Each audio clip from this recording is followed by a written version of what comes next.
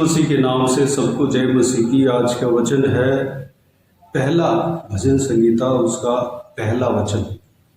क्या ही धन्य है वह पुरुष जो दुष्टों की युक्ति पर नहीं चलता और न पापियों के मार्ग में खड़ा होता और न ठट्ठा करने वालों की मंडली में बैठता है।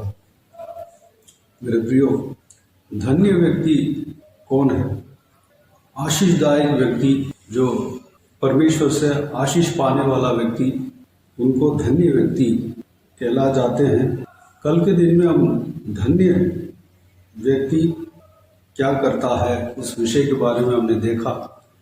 जो व्यक्ति परमेश्वर के मंदिर में जाता है, उसके ऊपर लालसा करता है, इच्छा करता है और वहाँ पर जाकर स्तुति करता है, वो धन्य है। आज के दिन में हम देख रहे हैं कि बुराई से जो दूर रहते हैं वो व्यक्ति धन्य है। जो दुष्टों की युक्ति पर नहीं चलता वह धन्य है। हम इस संसार में जी रहे हैं, कई सारे जन हमें जान पहचान करा रहे होंगे, हमारा जान पहचान का होगा। कई सारे लोग हमसे बात कर रहे होंगे, कई सारे युक्तियां दे रहे होंगे। आपके समस्या को जानने वाला व्यक्ति भी होगा, वो प्रभु यीशु मसीह को नहीं जाना होगा, लेकिन वो कुछ युक्तियां दे रहा होगा, कुछ योजना दे रहा होगा। वो योजना जो है परमेश्वर के खिलाफ हो सकता है। उस कार्य को हम नहीं मानना है, चाहे कितने भी करीब दोस्त क्यों ना हो। अगर प्रभु में नहीं है, प्रभु का वचन के अनुसार अगर नहीं बोलता, प्रभु के वचन के खिलाफ अगर बोलता है, तो उस बात को हमें ग्रहण नहीं करना है, उस बात पर हमें नहीं चलना है, उस बात से हमें दूर रहना है। जो दुष्टता करता है उस व्यक्ति से ही हमें दूर रहना है, यह परमेश्वर का वचन कहता है। हम इस संसार में जी रहे हैं, हमारा यह है कि किसी किसी का मजबूर रह सकता है, मजबूरी हो सकता है कि हर किसी से बात करना ही पड़ेगा, लेकिन उनके साथ हमें गुल नहीं मिलना है। उनके साथ हम बात कर सकते हैं, लेकिन उनके योजना को, उनके युक्ति को हमें ग्रहण नहीं करना है। वो संसार के हिसाब से युक्तियां करेगा और संसार के हिसाब से युक्तियां हमें बताएगा, या शैतानी रास्ते में जाने के लिए, हमारे मन को भटकाने के लिए वह कोशिश कर सकता है। वह परमेश्वर के मार्ग में नहीं चलता। वह व्यक्ति जो है प्रभु यीशु मसीह के मार्ग में नहीं चलने वाला है, जो परमेश्वर के वचन को नहीं ग्रहण करने वाला है, तो वह जो है शैतान के अधीन रह सकता है। शैतान जो है उस व्यक्ति को इस्तेमाल कर सकता है। अगर हम उसके बात को पूरी तरह मानेंगे, उसके युक्तियों को अगर हम ग्रहण करेंगे जो परमेश्वर के खिलाफ है, उस व्यक्ति के द्वारा, उस व्यक्ति के प्लान के द्वारा, योजना के द्वारा हमें शैतान गिरा सकता है, गलत मार्ग में ले जा सकता है। अगर हम उस व्यक्ति के युक्ति के अनुसार अगर हम चलेंगे, तो परमेश्वर की योजना को हम छोड़ देंगे, परमेश्वर की योजना से हम हट जाएंगे, परमेश्वर के प्लान को हम नहीं कर पाएंगे। मेरे प्रियो, इसलिए उस तरह के लोगों से हमें दूर रहना है, उस तरह की लोगों के युक्तियों से हमें दूर रहना है, उस तरह के लोगों के युक्तियों को हमें ग्रहण नहीं करना है। उस लोगों के दुष्ट के कार्य करता है, दुष्टता जो व्यक्ति करता है, उसमें आपके करीब दोस्ती भी हो सकते हैं, आपका रिश्तेदार भी हो सकते हैं, आपके पड़ोसी भी हो सकते हैं, या आपके अधिकारी भी हो सकते हैं। अधिकारी का दीन होना अवश्य है, अधिकारियों का आदेश को पालन करना अवश्य है, लेकिन उनके युक्तियों पर जो परमेश्वर के खिलाफ है हम नहीं मान सकते, क्योंकि परमेश्वर के युक्ति के अनुसार ही हमें चलना है, परमेश्वर के योजना के अनुसार ही हमें चलना है। इस बात पर हमें ध्यान रखना है और न पापियों के मार्ग में खड़ा होना है।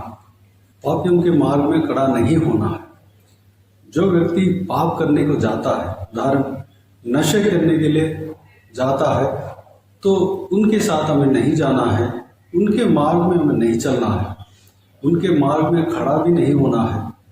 अगर हम उनके मार्ग में खड़ा होते हैं तो वो व्यक्ति जो है आपको एक दिन नहीं, 2 दिन नहीं, बता कर उस मार्ग में ले जाने का खतरा रहता है। उस मार्ग में ही खड़ा नहीं होना है, हमें दूर आ जाना है।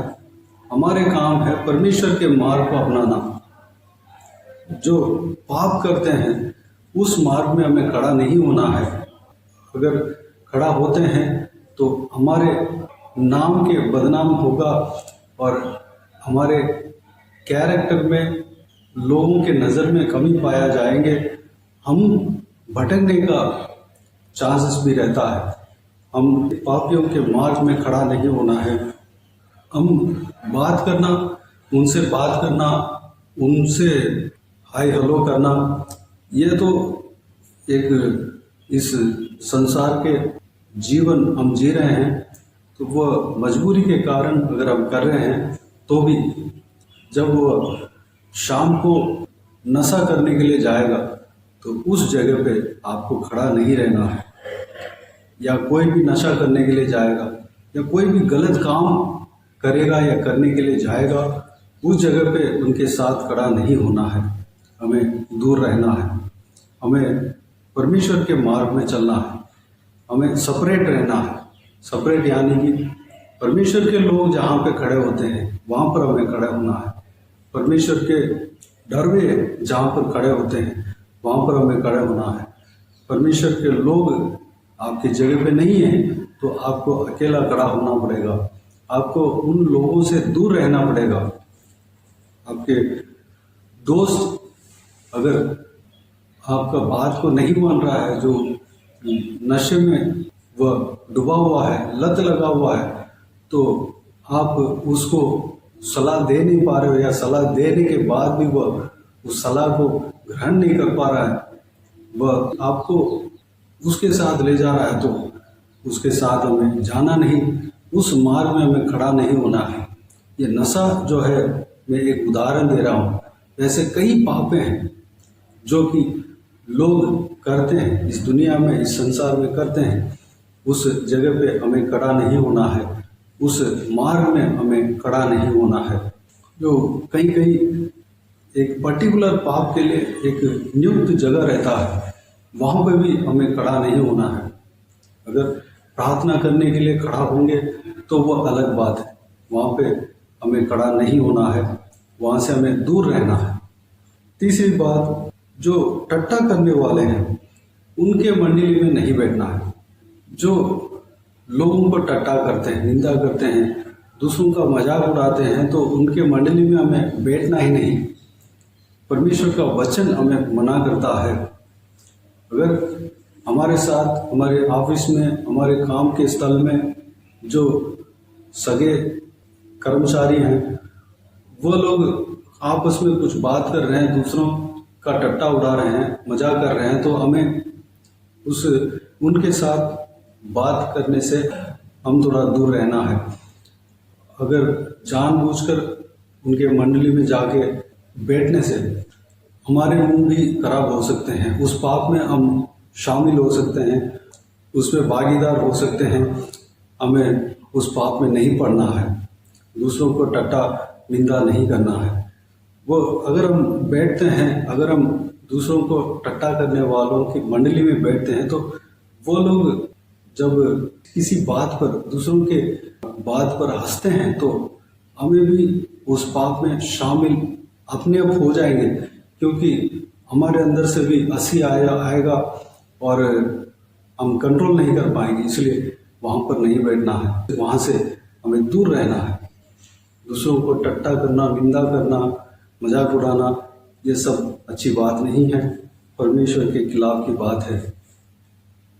प्रियो, अगर वो जो टट्टा करने वालों की मंडली में अगर बैठते हैं तो वह लोग हमको देखकर भी टट्टा करेंगे, हमको देखकर भी उनके बातों में शामिल होने के लिए हमारे मुंह से भी बातों को निकालने के लिए कोशिश करेंगे। शैतान ऐसा उनके द्वारा भी काम कर सकता है। हम उस समय संकट में पड़ जाएंगे, दोस्ती को निभाएं या कैसे निभाएं, कैसे हम मुंह को कंट्रोल करें, हम हाँ बोले या ना बोले, ना बोलने से उनको बुरा लग जाएगा, इस तरह की संकट में पड़ जाएंगे। इससे अच्छा वहाँ पर नहीं बैठना अच्छा है। अगर वहाँ पर बैठते हैं तो हम उनके टट्टा करने वालों की बातों में हम फंस जाएंगे। हमारे मुंह गलती से खुल गया, उनके साथ हमारे बात अगर हो गया तो हम भी उस पाप में पड़ जाएंगे। अगर उनके बातों में हम सहमत नहीं हुआ, हम ना कहा, तो हमें पागल कह सकते हैं या कुछ भी हमारे खिलाफ आ सकते हैं या हमारे भी बुराई कर सकते हैं, हमें भी टट्टा उड़ा सकते हैं। मेरे प्रियो, हम इस तीनों चीज़ से हमें दूर रहना है। परमेश्वर के वचन में जो बात कहा गया है, आज जो हमने मनन किया है, उस बातों से हमें दूर रहना है। अगर हम दूर रहेंगे, परमेश्वर के बाता हुआ काम को करेंगे, परमेश्वर के मार्ग में अगर हम चलेंगे, हम धन्य व्यक्ति कहला जाएंगे, धन्य पुरुष कहला जाएंगे। मेरे प्रियो, अगर आप स्त्री हैं तो धन्य स्त्री कहला जाएंगे। मेरे प्रियो, धन्य स्त्री यानी कि सही जगह पर आप खड़े हो, आप आशीष पाने का लायक हो, आप भाग्यशाली हो, इस तरह की परमेश्वर का वचन कहता है। मेरे प्रियो, इस बहुमूल्य वचन के द्वारा हमने जो कुछ भी मनन किया, उस बातों के अनुसार जो परमेश्वर का वचन जिस काम करने के लिए मना किया, उस काम से हमें दूर रहने के लिए, आज तक अगर हम इस तरह के काम में अगर पड़े होंगे, आज से उस कामों से दूर रहने के लिए, हम अपने आप को परमेश्वर के लिए सेपरेट करने के लिए, परमेश्वर के लोगों के साथ खड़ा होने के लिए, हम परमेश्वर के मार्ग में चलने के लिए, अपने आप को पवित्र बनाकर रखने के लिए परमेश्वर के हाथों में समर्पित करें।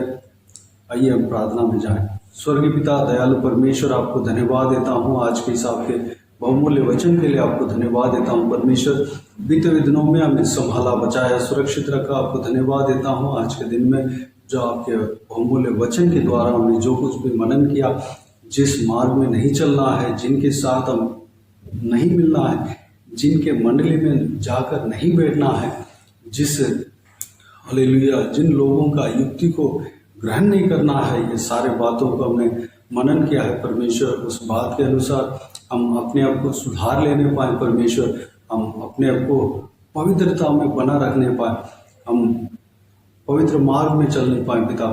हालेलुया, हम जो पाप करने के जो द्वार हैं परमेश्वर, जो हमने देखा है परमेश्वर, उस द्वार से हम दूर रहने पाए परमेश्वर, शैतान को मौका नहीं देने पाए परमेश्वर।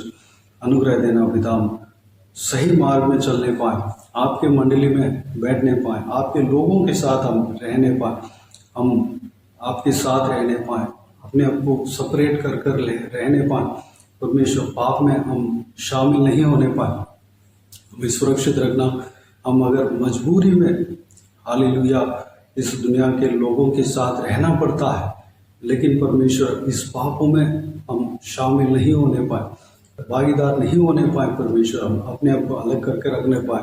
अनुग्रह देना, हमारे मुंह को कंट्रोल करना परमेश्वर, हमारे मन को कंट्रोल करना, हमारे हृदय को कंट्रोल करना परमेश्वर, हमारे चाल चलन को कंट्रोल करना परमेश्वर। धन्यवाद, हालेलुया। हम सबको आशीष देना, संभालना, किसी को भी कोई भी कमी गली ना होने देना, भरपूर आशीष देना। कोई भी जन बीमार हो, उनको आपके हाथों में सौंपते हैं, उन्हें छूना, चंगा करना प्रभु यीशु मसीह के नाम से चंगा होने पाए। अगर किसी को दुख हो, तकलीफ हो, सारा दुख तकलीफ को दूर करना, परेशानियों को दूर करना, आंसुओं को पोंछना, जिनको जो कुछ भी उलझन है, सारा उलझनों को ठीक करना परमेश्वर, जिनको जो कुछ भी ज़रूरत है पूरा करना पिता। हालेलुया, परिवार को बनाना, उजड़े हुए हालेलुया टूटे हुए परिवार को बनाना परमेश्वर आपके हाथों में सौंपते हैं। जो कोई भी जन जहाँ कहीं भी जाते हैं आते हैं उनके संग रहना। महिलाओं का आपके हाथों में सौंपते हैं, छोटे बच्चों का आपके हाथों में सौंपते हैं, बुजुर्ग व्यक्तियों का आपके हाथों में सौंपते हैं। सभी के संग रहना, सुरक्षित रखना पिता। जो कोई भी जन जहाँ कहीं भी जाते हैं आते हैं उनके संग रहना, उनके साथ आपके स्वर्गदूत हमेशा बने रहने पाए, आपके हाथ हमेशा हर एक के ऊपर बने रहने पाए। हालेलुया। सारा दिवस इसी तरह आशीष देना पिता। जो कोई भी जन जो कुछ भी काम कर रहे हैं परमेश्वर सारा कामों में आशीष देना, तरक्की देना पिता। धन्यवाद। घर के कामों में भी आशीष देना पिता।